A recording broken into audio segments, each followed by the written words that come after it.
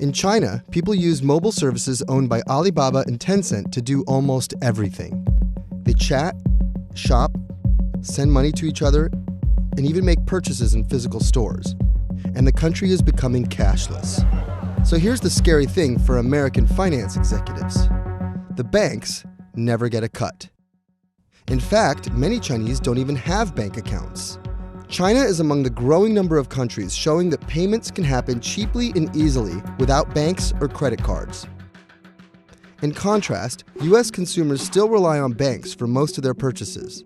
Even mobile payments made through apps like Apple Pay, Uber, or Venmo are tied to users' cards or bank accounts. That all adds up to a feast of fees for many of the companies that handle and process payments. For a typical $100 credit card purchase in the US, $97.25 goes to the merchant, and the rest is split between issuing banks, payment processors, the merchant's bank, and card networks.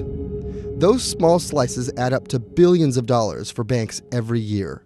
If apps were to grab market share in the US at roughly the same rate as they have in China, banks would lose a projected $43 billion in revenue from one of their most profitable businesses. And that's not the end of it. Banks also generate revenue by dispensing cash and administering checking accounts. If payment apps were to replace paper money and offer alternatives to regular bank accounts, as they increasingly have in China, other sources of income could take a hit. Checking accounts alone generate $3 billion in bank fees in the US.